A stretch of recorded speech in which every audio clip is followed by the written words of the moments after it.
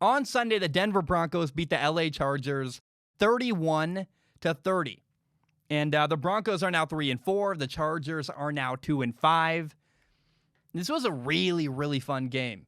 I would call it the battle of two young quarterbacks, Drew Lock against Justin Herbert. Both guys are very talented, but they're also very young. They're still growing.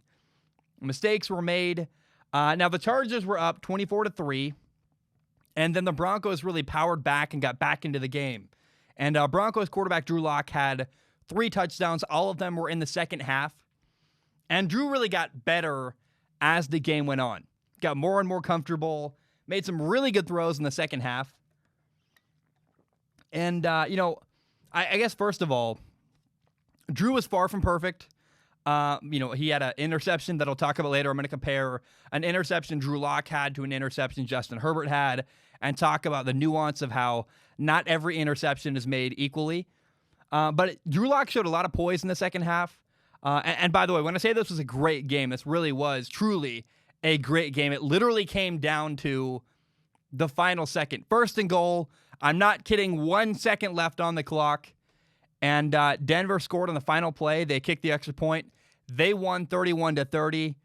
Now, Denver needed some help, I guess. There was a 4th and 4 where they got a pass interference call that helped them keep their drive alive. But as a whole, I walked away from this game feeling really good about Drew Lock. And by the way, when I praise Drew Lock, a lot of people struggle with this.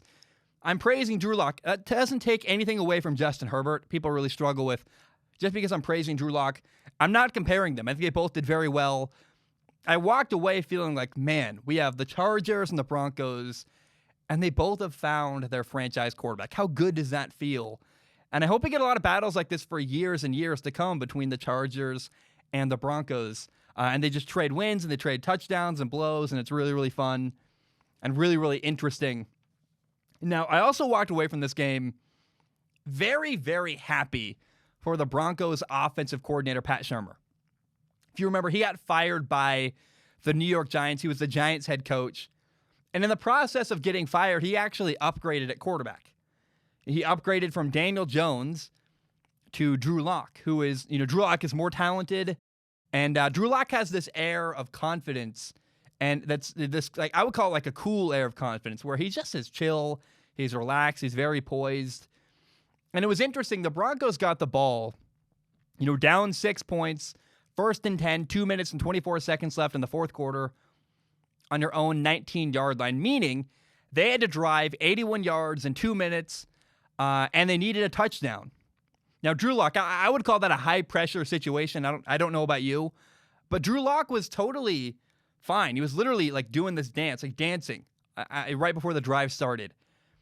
And I think dancing like that is part of how Drew Lock kept his nerves in check and kept himself calm, his mind calm in that moment.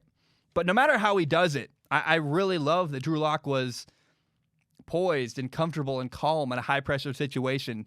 I also love the way that Drew Lock was aggressively targeting Jerry Jeudy, the Broncos rookie receiver.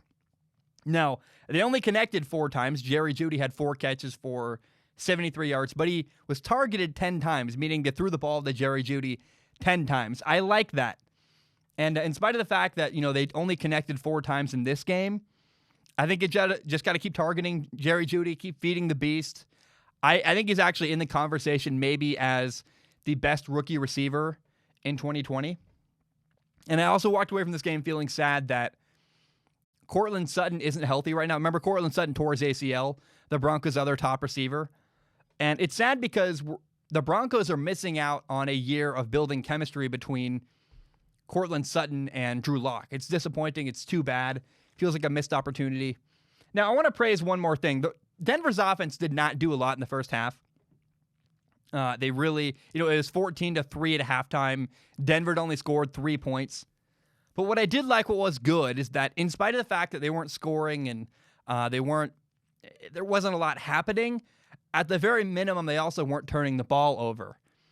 And sometimes you just get beat. There are times where the defense wins and they make a good call or they make a good play. Now, what you can't do as a quarterback and as an offense is compound a loss. You get beat, but don't compound the loss with a mistake.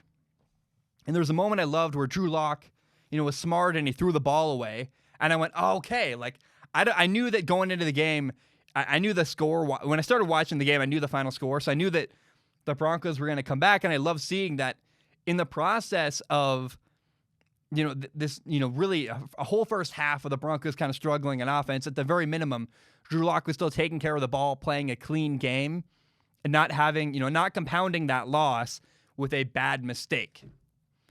Now, the Chargers quarterback, Justin Herbert. Oh, my gosh. I've really enjoyed watching this guy play this year. He's played so well, and he just keeps proving me wrong over and over and over again, and I've got no problem with that. He's playing very, very well. He had 3 touchdowns on Sunday against Denver. Now, I will say I did think that some of the problems Justin had in college kind of popped up in this game. Well, there was a 3rd and 12 where he had a bad interception that it just wasn't a great decision. There was nothing open. It was a deep post, and the safety was waiting to undercut the ball. That's a pick.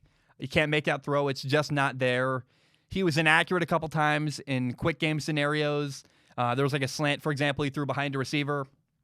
There was a 3rd and 5 where he led a receiver right into a defender, and that's an old habit he has from college where he got his receivers killed in college, throwing them into contact. And he's got to be more aware of where he's throwing and what situation his receiver is in. But, honestly, I got to say, yeah, Justin Herbert had some mistakes in this game, but I have no worries either. Justin is a young quarterback. He's learning. But based on how well he's played so far this year, and even in this game, Justin has earned some patience and some grace for small mistakes because he's so talented. And I've completely changed my tune on Justin Herbert. I got no problem saying that. I'll put up with a couple mistakes because he's also making some really, really high-level throws. Justin had this beautiful long touchdown down the right sideline. Just a beautiful ball, deep vertical, put it up in the air. He had multiple throws downfield, and I love watching Justin make big throws downfield. That's a big deal. Not every quarterback can do that. For example, Gardner Minshew's got a limited arm. Daniel Jones has a limited arm. And when you're more talented, you're going to get more grace and more opportunities. And Justin Herbert is very, very, very talented. Now, I do want to say, there were some fans of the Chargers that said that, they were mad the Chargers allowed a comeback. And I got a lot of feedback from people saying that the Chargers coaching staff was too conservative on offense in the second half. And, that conservative play calling was a problem. People literally said that to me. And that just could not be further from the truth. I don't know what game you were watching. I completely disagree. Look, I take very, very detailed notes when I watch a game. I watch with intense, scrutiny. I'm always paying very close attention. And the Chargers scored 16 points in the second half. That's 4 scoring drives, a touchdown, and 3 field goals. And the Chargers as a team had 210 yards rushing. But the reality is, the drives that the Chargers had in the second half that stalled early, stalled when the Chargers were throwing the football in the second half. How about this drive? There was a drive where, we'll start here, 1st and 10 on the 34-yard line. The Chargers are up 21-3 in the third quarter, and 3 straight incomplete passes killed the drive. On 1st and 10, they got a messed up RPO that happened. On 2nd and 10, there was an incomplete pass on an out-breaking route to Mike Williams. And on 3rd and 10, Justin Herbert had Jalen Guyton wide open deep and missed the throw. So the Chargers had to settle for a field goal after 3 incomplete passes. I don't know that throwing the football vertically is what I would call conservative play calling. On the very next drive, again, there were 3 straight passes that led to a Chargers punt. 1st and 10 was a trick play. They had Keenan Allen throw a pass. I would not call that conservative at all. On 2nd and 10, Justin did not see a linebacker floating outside throwing a swing route. That's a very dangerous pass. Got lucky, nothing really bad happened. It just felt incomplete. That's actually very fortunate. And on 3rd and 10, there was a simple throw for 3 yards, and the Chargers had to punt. Now, later on 3rd and 6, again, Justin was not on the same page as a receiver. My point here is to say that saying the Chargers lost this game and allowed the Broncos to come back because their offensive play calling was conservative is just totally inaccurate. I could not disagree more. I don't think it's even something you can disagree on. It's just wrong and not true. And I think that people are starting to get a little bit too defensive about Justin Herbert. Like, especially, I don't know if stan is something I'm allowed to say. I actually don't fully know the meaning of it. But what my understanding of the word stan is that you love somebody no matter what they do. And I think people are becoming stans of Justin Herbert and diving a little too deep into, they act like he can do no wrong. And it's okay to think critically. Thinking critically does not mean you're bad-mouthing somebody. And I think Justin Herbert fans are going a little bit overboard. And I hope people realize he's not perfect. And that's totally okay. He's a young quarterback. He gets grace. He makes mistakes. That's totally fine. And it's kind of like people are afraid to say that, if it's not the coach's fault for this loss, then it must be Justin Herbert's fault. And that could never be. It could never be Justin Herbert's fault. And so I would just encourage people, stop looking for blame.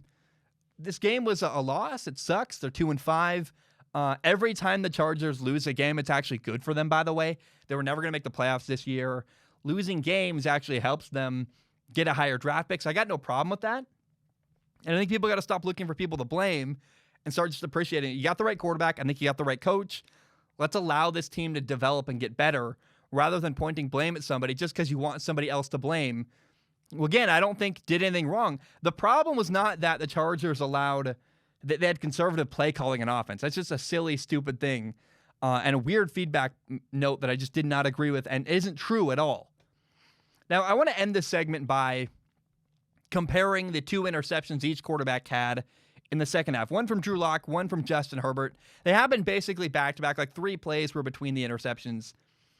And the lesson here is that not all interceptions are made equal. It's all situational.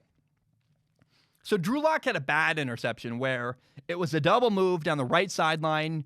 Drew Lock pump faked, but the safety is in position from the very beginning.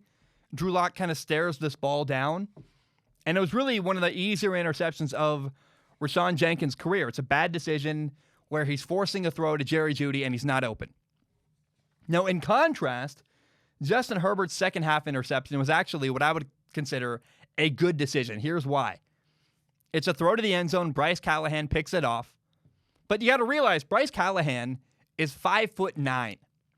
He's guarding a 6'4" Mike Williams. And Mike Williams is a jump ball monster. So I look at that and go, that's a good matchup. You throw that ball.